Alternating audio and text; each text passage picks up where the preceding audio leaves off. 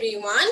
Today we are going to start with the next topic of haloalkane and haloidine, that is preparation.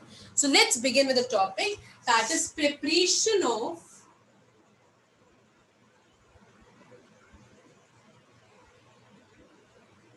haloalkane. अब हमें कौन कौन सी देखनी है? देखो, हमें क्या पता है हाइड्रोजन ग्रुप क्या हो सकते हैं, fluoro, chloro, bromo, iodo, that's it. तो हम हर एक का एक प्रिपरेशन, मतलब हर एक टॉपिक का प्रिपरेशन देखेंगे. मेरे कहने का मतलब है मैं आपको फ्लोरो एल्केन्स भी सिखाऊंगी, क्लोरो एल्केन भी, ब्रोमो एल्केन भी, आइडो एल्केन्स भी, चारों हम डिस्कस करेंगे. ठीक है. So let's first begin with chloroalkanes. So the sub heading of the topic is chloroalkanes. अब इसकी प्रिपरेशन कैसे करना है, हम आपको सिखा रहे हैं क्लोरो एल्केन की प्रिपरेशन. सबसे पहले from alcohols. So this I am going to teach you from alcohols. अब अल्कोहल्स क्या होती है? अल्कोहल्स का मतलब होता है OH फंक्शनल ग्रुप होना. ठीक है. So let's see that what all preparations do we have. Alcohols का मतलब हो गया ROH, और ROH से मुझे क्या बनाना है? RCl. अब कैसे बनाएंगे? सबसे पहली चीज हम क्या डाल सकते हैं? Hydrogen chloride, HCl. तो क्या मिलेगा? H2O बाहर हो जाएगा, पानी बाहर, और Cl अलग लग जाएगा. सो RCl प्लस H2. ठीक है. ये आपका क्या हो गया? पहली प्रिपरेशन हो गई जिस तरीके से हम कर सकते हैं. दूसरा तरीका क्या हो गया हमारे पास? अगर मेरे पास ROH है, मैं ले लू इसको SOCl2 के साथ रिएक्शन. SOCl2 को हम क्या बोलते हैं? We call it as thionyl chloride. ठीक है. अब कैसे करेंगे ये वाला? हम इसमें बोलेंगे HCl एक तो रिमूव हो रहा है,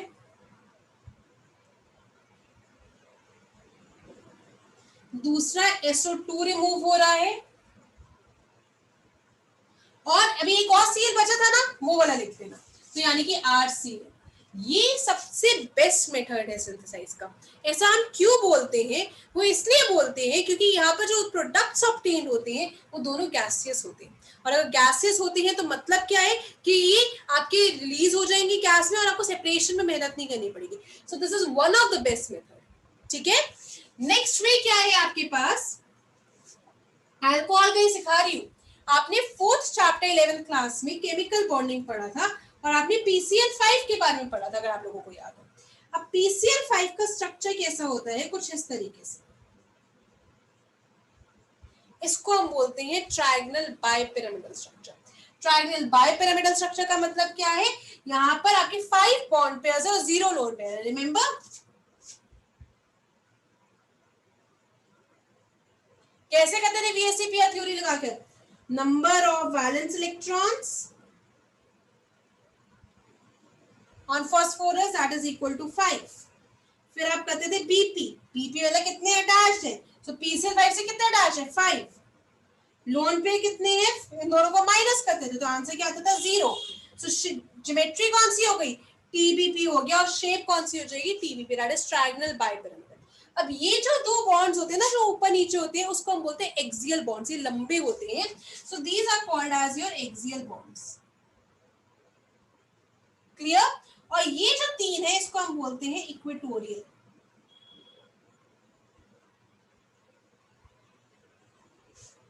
आई रिपीट, जो बॉन्ड लंबे हैं वो एक्सिस के अराउंड है तो उसका एक्सियल बॉन्ड्स बोलेंगे, और ये जो 3 है वो क्या हो गया? आपके इक्वेटोरियल, क्योंकि इक्वेटर के क्रॉस है. अब होता क्या है कि ये PCl5 अपने आप को ब्रेक करना जानता है. क्यों? क्योंकि एक्सियल बॉन्ड्स क्या है? लंबे होते हैं, वीकर होते हैं, आसानी से टूट जाएंगे. Hence it will dissociate itself into PCl3 and Cl2. ठीक है. तो अब ये क्या करता है? अगर PCl3 और Cl2 में हो गया, ये PCl3 इस ऑक्सीजन आटम के साथ कंबाइन कर जाएगा and will give you phosphorus oxo trichloride. ठीक है. अब POCl3 हो गया ना. अब H और ये एक Cl जुड़ जाते हैं, दैट इज HCl, और ये R और एक और Cl बचा, सो दैट इज RCl. ठीक है. ये आपका रिएक्शन का हो जाएगा. I repeat, ROH plus PCl5. ये PCl5 अपने आप को सबसे पहले तोड़ेगा PCl3 और Cl2 में. टूटते साथ ही ये PCl3 इस ऑक्सीजन के साथ रिएक्ट करेगा तो बनाएगा POCl3. ये HCl के साथ रिएक्ट करेगा तो HCl और RCl. ठीक है। सो ये आपके पास तरीके। अगर एक बात बताओ, टूटना ही है तो तोड़ने में मेहनत ही क्यों करनी, डायरेक्टली आप PCl3 के साथ रिएक्शन करा दो, वो भी पॉसिबल है। सो क्या होएगा आपके पास, फोर्थ रिएक्शन बता रही हूं आप लोगों को, ROH को डायरेक्टली करा दो PCl3 के साथ रिएक्ट, ठीक है। So what you get is simply RCl मिल जाएगा और HCPO3 मिल जाएगा, और कुछ नहीं होगा। 3RCl मिल जाएगा प्लस H3PO3।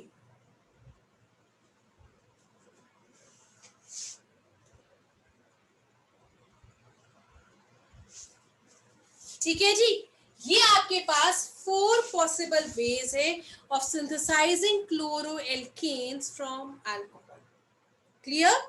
अब एक बार कॉपी कर सकते हैं आप लोग।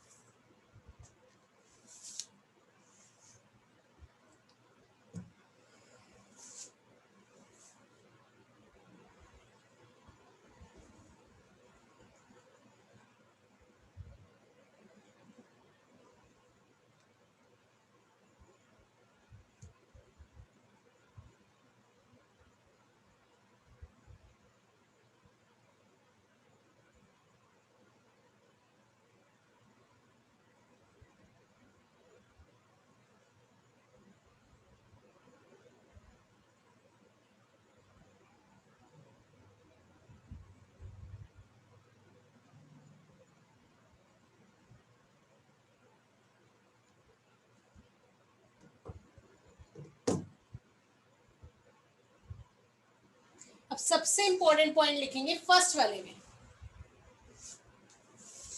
लिखिए, for first reaction ZnCl2 catalyst is used. For first reaction, ZnCl2 catalyst is used with primary and secondary alcohol,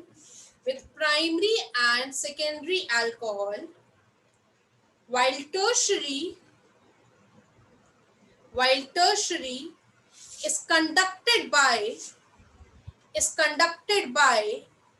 simply shaking with concentrated HCl at room temperature। मतलब कि अगर प्राइमरी सेकेंडरी आपके पास अल्कोहल है तो आपको जिंक क्लोराइड कैटलिस्ट की तरह use करना पड़ेगा, पर अगर टर्शियरी अल्कोहल है तो आपको सिंपल शेक करना और आपका काम तैयार है। ठीक है, ये फर्स्ट आपके लिए पॉइंट था। सेकेंड वाले के लिए लिखेंगे, for second reaction, for reaction 2, अब इसके बारे में लिखवा रही, ठीक है। नेक्स्ट लाइन में लिखो, thionyl chloride is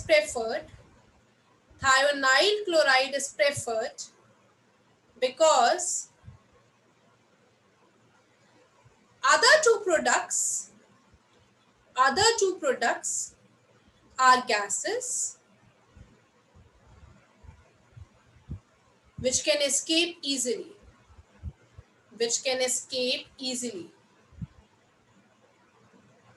Hence, the reaction gives pure alkyl halide.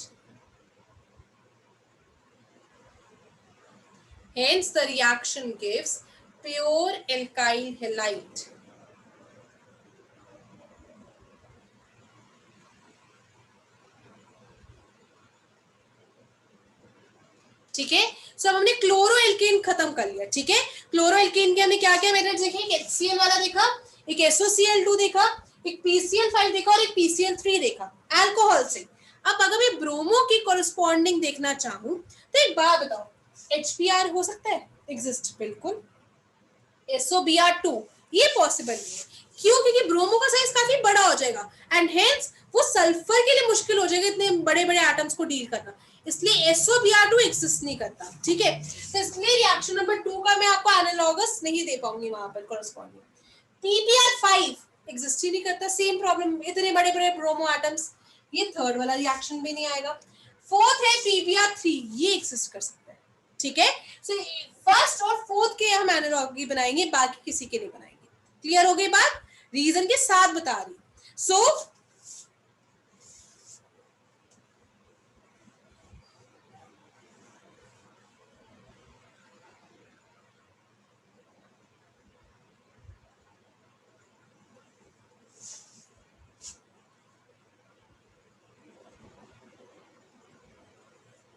So it's bromo alkane now.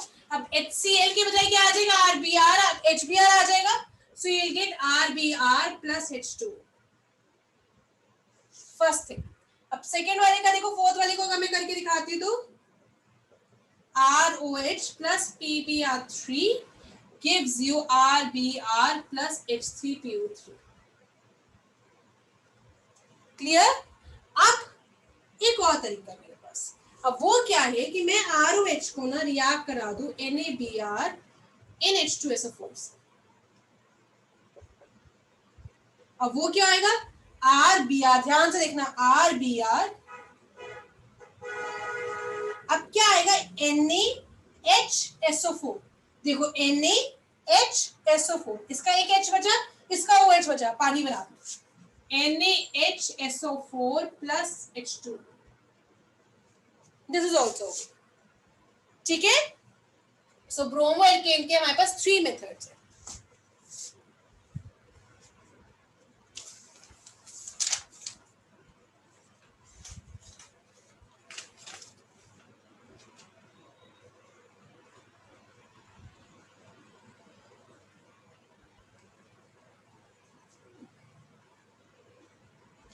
Point लिखेंगे फर्स्ट वाले के लिए. Constant boiling with HBr bracket 48%, bracket में 48% is used for preparation of alkyl bromide.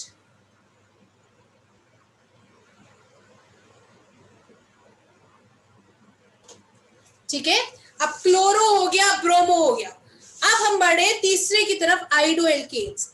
आइडो alkene को बनाना बहुत मुश्किल है क्योंकि वो बॉन्ड लेंथ काफी बड़ी है. सो वो बॉन्ड काफी वीक कहलाया जाता है. और जो RF वाला है वहां पे रिएक्शन ओवर वॉयलेंट है, तो वो हमारे लिए सिंथेसाइज करना मुश्किल है. But still we are going to synthesize that. ठीक है.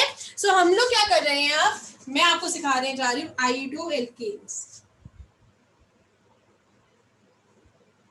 पहला तरीका इसी का ही ले लोगे एनालॉगस, यानी कि ROH plus HI gives you RI plus H2. पहला तो यही पॉसिबल हो गया. सेकेंड के लिए ये वाली चीज में दिक्कत है.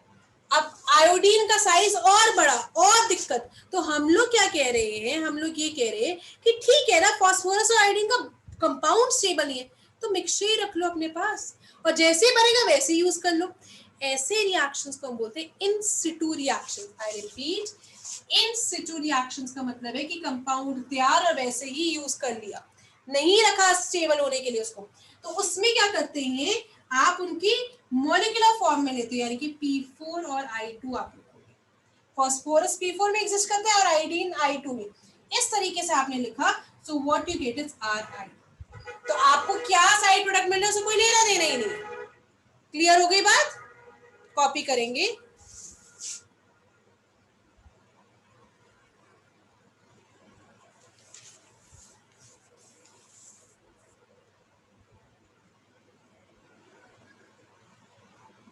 सबसे आसान अगर कोई हैलो एल्केन है बनाना, वो 3 डिग्री होगा because of its high reactivity. ये इररिस्पेक्टिव क्लोरो ब्रोमो आइडो वगैरह. ठीक है. फिर 2 डिग्री, फिर 1 degree. Order of reactivity.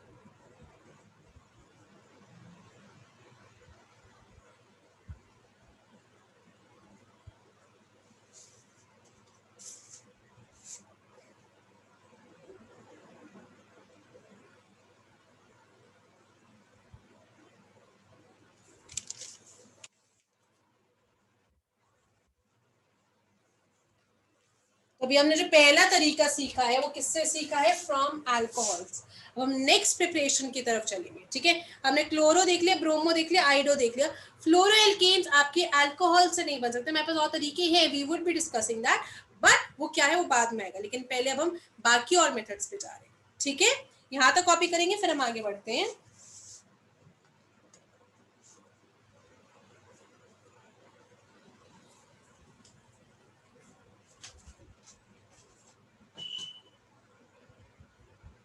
Next है फ्रॉम हाइड्रोकार्बन्स।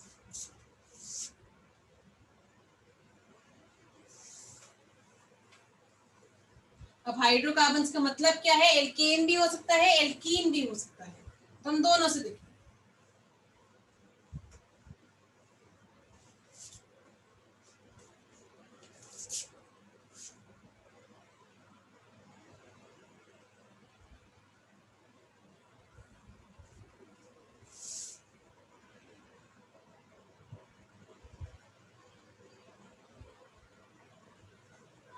एल्केन्स का एग्जांपल ले लेते हैं, मिथेन ले लेते हैं, ठीक है। सो अगर CH4 है, आप उसको क्लोरीन के साथ याद करवा रहे हो सनलाइट की प्रेजेंस में, so what you get is CH3Cl plus HCl, ठीक है। इस मेथड को हम क्या बोलते हैं, कैसे बनेगा, ये आपने 11th क्लास में पढ़ा था, ये बनेगा फ्री रेडिकल हैलोजिनेशंस।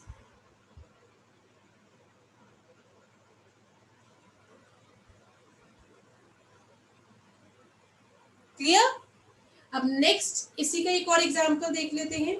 CH3 है, अगर मैं इसको प्लस Cl2 करती हूँ, सनलाइट के लिए आपको पता है HNO भी लिख सकते हैं, so what you get is CH3CH2Cl plus HCl। Third, अगर मेरे पास ऐसे CH3CH2CH3 plus Cl2 HNO, so what is happening is कि यहाँ पर कौन कौन से फ्री रेडिकल बन सकते हैं, यहाँ पे भी बन सकते हैं, यहाँ पर भी बन सकते हैं, राइट। सो ये वाला काउंट नहीं करूंगी क्योंकि ये और ये क्या होंगे, सेम होंगे। सो A B C और A सेम होंगे, तो I will have B and C as a product. So कहने का मतलब क्या है, CH3 CHCl CH3 मिलेगा एक आपको,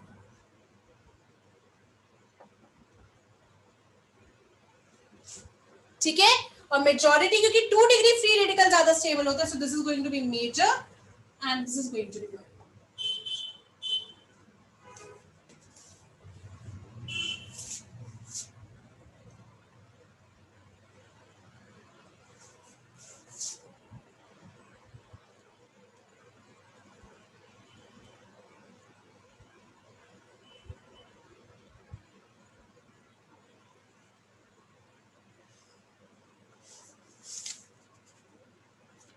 coming on to the next one now, हमने एल्कीन समझ लिया, मैकेनिज्म आपके कोर्स में नहीं है, वो आप 11th में कर चुके हो।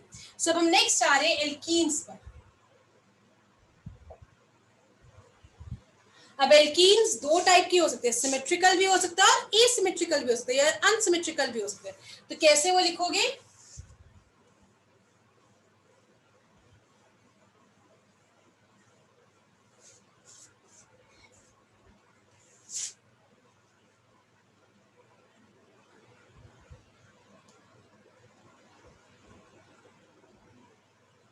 सिमेट्रिकल, सिमेट्रिकल का मतलब क्या है, डबल बॉन्ड के cross equal number of carbon atom होना।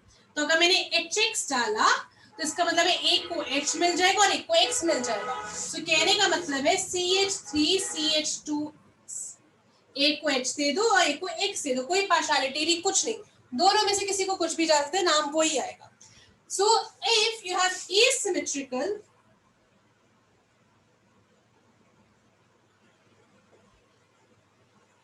देन जैसे अगर ये डबल बॉन्ड है तो इसके लेफ्ट साइड पे 2 कार्बन हो गया, राइट साइड पे 1 कार्बन हो गया। और अगर मैंने अब HX डाला तो इसका ये मतलब है कि negative part of adding molecule goes to that carbon which has less number of hydrogen atom. तो लेस नंबर इसके पास 1 है, इसके पास 2 है, तो ये X आपका इसके पास चला जाएगा। सो CH3CHX CH3, ये किसने रूल कर बताया? मार्कोनिक। इन्होंने क्या बताया? Negative part of molecule, adding molecule rather,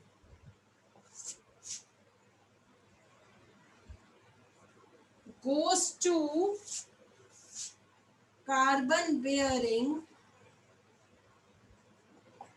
less number of H atom.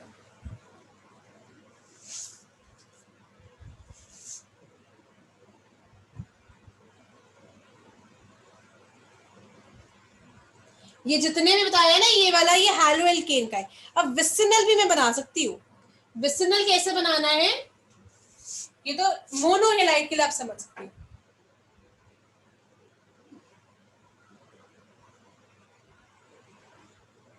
For vicinal dihalide, you can make it react with bromine CCl4.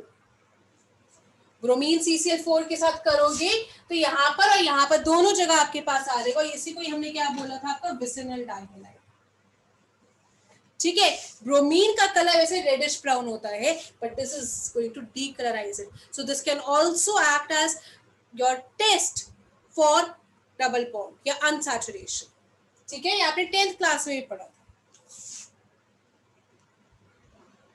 Now since it's done, we can now come to the last way of synthesizing it, that is halogen exchange. तो last topic है halogen exchange. Hydrocarbon से हो गया ना, second वाला hydrocarbon था, अब third हम हैलोएल्केन से बनाएंगे।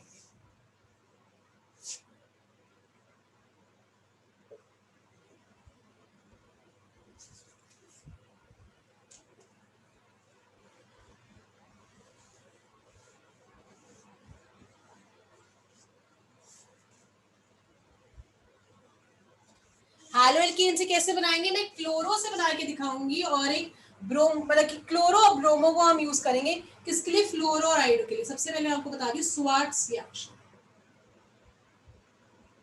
ये रिएक्शन यूज करा जाता है टू सिंथेसाइज फ्लोरोएल्केन्स। ठीक है, सो अगर मेरे पास लेट्स से ये, ठीक है, क्लोरो और bromo, and to this if I add silver fluoride, mercurous fluoride, CuF3 like this, तो ये सिंपली आपका हाइड्रोजन एक्सचेंज होगा। अगर इसके टर्न होता तो AgCl बाहर हो जाएगा, फ्लोरो ग्रुप लग जाएगा। इसको हम क्या बोलते हैं, आपका स्वार्ट्स रिएक्शन। सिमिलरली अगर ऐसे भी आइडो के साथ करना है वो भी पॉसिबल है, उसको हम बोलते हैं फिंकलस्टीन रिएक्शन। ये आइडो एल्केन्स के लिए यूज होता है। तो अगर मेरे पास RClBr है और मैं इसमें डालू फिर NaI in presence of dry acetone, I will get Ri plus NaCl। ठीक है, यहाँ पर भी NaCl बाहर हो जाएगा और आइडो ग्रुप लग जाएगा। इसको बोलते हैं फिंकलस्टीन। ये दो नेम रिएक्शन है। नेम रिएक्शंस का मतलब क्या, जिन्होंने दिया है हमने उनका नाम रख लिया। क्लियर, कॉपी कर सकते हैं।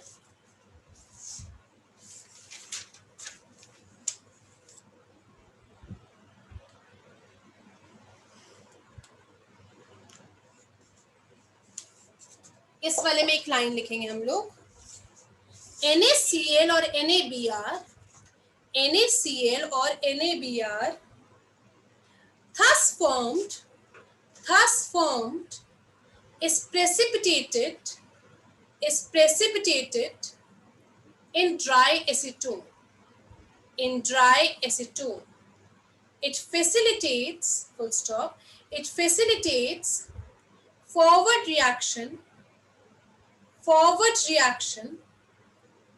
according to Lee-Chatelier principle. ठीक है, अब इससे सही प्रिपरेशन ओवर होती है। So just to give you reminder, आपने प्रिपरेशन अल्कोहल से पढ़ी है, आपने हाइड्रोकार्बन से पढ़ी है जहां आपने एल्केन्स देखा, हैलोजिनेशन, आपने एल्कीन्स पढ़ा है जहां आपने सिमेट्रिकल और एसिमेट्रिकल देखा। ठीक है, और एक विसिनल डाइहैलाइड अलग से पढ़ा। लास्टली फिर उसके बाद आप चले गए हैलोएल्केन्स। ये आपकी पूरी आज की क्लास की समरी है, जो जो टॉपिक्स हमने आज पढ़े। इससे प्रिपरेशन ऑफ हैलोएल्केन्स फिनिश होता है। अब इसके रिस्पेक्ट में कोई डाउट है तो आप मेरे से पूछ सकते हैं चैट सेक्शन में। Thank you.